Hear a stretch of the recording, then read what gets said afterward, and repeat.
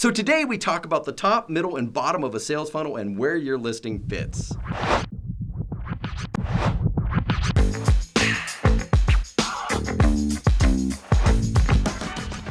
Hey Misfits, I hope you're doing well. So this past week we were talking with a client and we were bringing products onto Amazon in a very competitive niche, and we were having a discussion about the top, middle, and bottom of funnel. Have you ever heard this term, the top, middle, and bottom of funnel? And I thought it was interesting because first of all, this client obviously knew and was knowledgeable about this subject of the top, middle, and bottom of funnel. And it's kind of like a little bit of a deeper strategic marketing.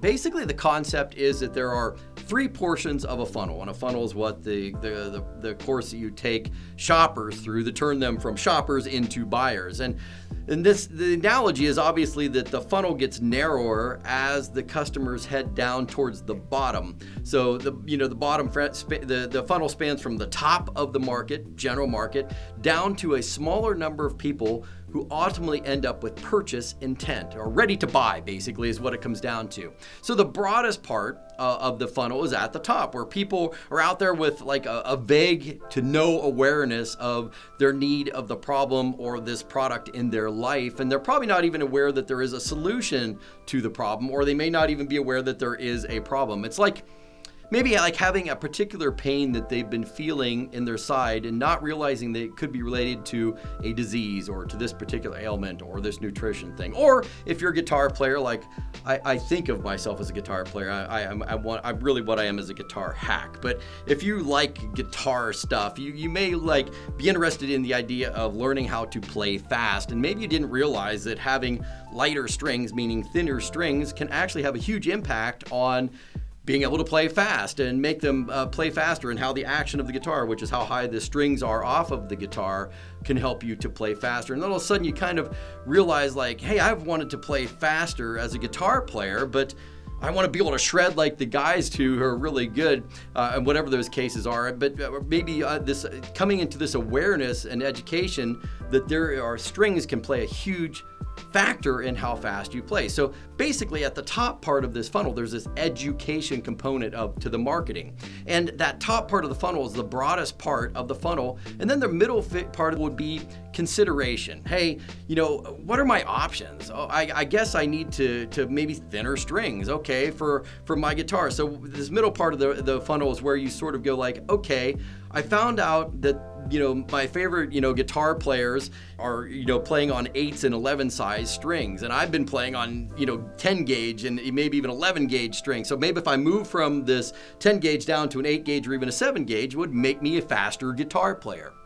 So then this part is the consideration. Okay, who manufactures these kind of guitar strings? Who manufactures 7 and 8 gauge guitar strings that can make me faster as a guitar player? And then there's the middle part of the funnel. And the consideration here is, hey, what are my options, right? I found out that thinner strings will help me to be able to play faster. So, sort of in this mid part of the funnel, I'm considering my options, consideration of what I maybe have found best. So the guitar player may do some searches and studies and realize that, hey, I've been playing 10 gauge guitar strings all this time. If I move from 10 down to 7 or 8, that could help me to go faster. So then the question in this middle part of the funnel becomes, who manufactures these 8 and 7 gauge string? And that is the middle part of the funnel. That's the middle of the funnel. So then they enter, a search term into Google or Amazon, something like looking for 8 gauge strings, and a listing pops up for NYXLs, 8 gauge strings. And then they find out that their favorite guitar player uses NYXL 8 gauge strings. And this really sort of then becomes the bottom of the funnel. This becomes that decision-making portion of the funnel. So that's sort of the basics. And so I was having this discussion with my client, and he was kind of pushing back a little bit and having a discussion with me on the idea of this top, middle, and bottom funnel. Now, I absolutely find this as a positive. It's not a negative in any way. I love when, first of all, business owners have this concept of an understanding of marketing and understanding of where things go and strategies and all of this kind of stuff. I find it a positive thing that he was pushing back on me on basically on what was going on in the marketing. And so he was pushing back because he thought that we ought to be engaging in more of this top of funnel marketing. And he was basically saying, hey, listen, we need to do more top of funnel awareness in our Amazon listing. So we got into this discussion, and it's honestly probably a longer discussion than I can even go into here, but it was a very positive and sort of a thought-provoking discussion that I thought would be fun to discuss with you here about, like, hey, where in my opinion does Amazon fall in this top, middle, and bottom of funnel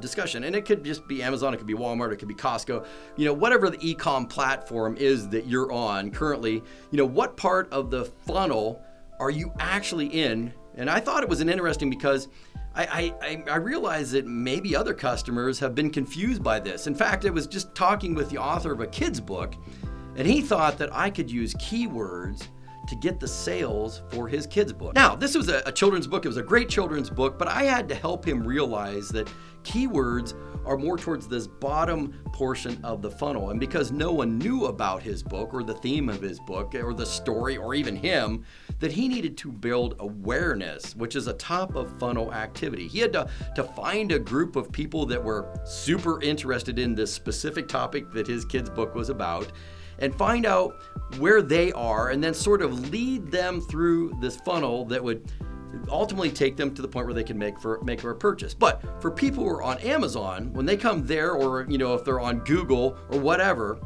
it's like they're starting with a search. They enter keywords that are buying signals, like buy 8-gauge string. That's a bottom of the funnel activity. They're already making a decision. They already know what they need to be doing, which specific types of strings they need to purchase, which gauge, and so forth. Now what they need to know is where they're going to buy. And this is a bottom of funnel activity. They might discover, NYXL 8 gauges or Slinky H-gauge strings that they want, but at this point, they're really making a decision on, where do I want to purchase these? Which ones do I want, and where do I want to purchase? And this is bottom of funnel activity. And that's pretty much, most activities on Amazon are bottom of funnel activities. And it's slightly possible for mid of funnel activities. You can accomplish some of those, like you already have a general awareness, but I'm looking for a solution. Like, for example, baby clothing. My baby has rashes, and I would like to, stop these rashes from keeping my baby up at night and keeping me up at night and all night, and all this kind of stuff. To be able, they're trying to find a solution for the rashes that are keeping the baby awake all night and me awake. And maybe there's clothing out there that can help with that.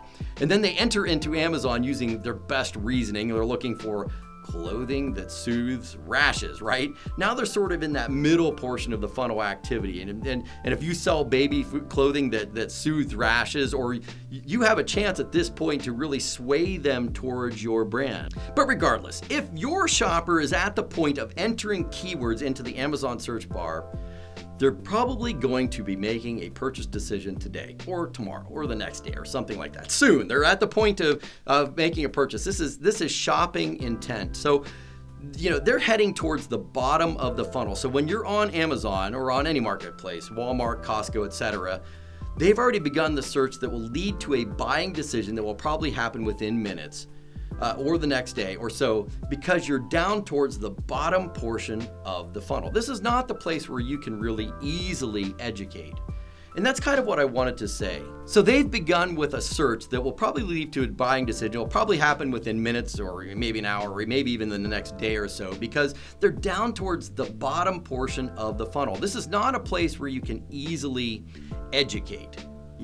This is not a place where you can take them through discovery and trying to tell them that they may have a problem with what they're looking for. And that's kind of what I wanted to say, is that you need to know, that a lot of people, they have this misconception that, hey, I have this great new product and it's going to own Amazon and it can really do all these awesome things, but people don't really know about it yet. And they think that they can ultimately enter into Amazon and have them purchase. And really that's not the case, because those are bottom of funnel activities. They're geared towards buying decisions. They're showing purchase intent. We're talking about keywords because this is the point where they're going to be making the decision. And that's why Amazon actually holds more credit card numbers than any other institution on earth, because people come here to buy today. Now, that doesn't mean that it's impossible to market things that do require sort of our top of funnel activities on Amazon. Or, we can probably cover this in a future episode, but right now I just wanted to really discuss this concept with you so that you'd be able to realize for yourself that that if you need to be adding some awareness activities, or you need to make bottom of funnel moves. You need to know where you are in the funnel, because you really have to think differently about the activities that go on at the bottom of the funnel, and that's where Amazon is. Then you have to think differently than the activities that go on at the top of funnel, and realizing that bottom of funnel activities are really different. And that's where it comes down to speaking to the A9 algorithm, which is about keywords and what we should rank for, and how do we speak to the human being that lands on our listing, remembering that the human being carries the credit card, right? They're the one that's going to be ultimately making a buying decision. So how do we land them, how do we lead them through this sales process that will ultimately stir up their interest, peak desire that causes action? So hopefully this idea of the top of mid of funnel and bottom of funnel will get you thinking about the sales process, your sales process, and hopefully realizing where Amazon is most powerful for your own product and your own business. Be sure to check out the following video about the bottom of funnel SEO here. It goes into the strategy you need for these bottom of funnel activities on Amazon. Check that out, and I hope you're having a great day. I hope your sales are booming and your business is blessed. Make sure to like and subscribe. I'll talk to you soon.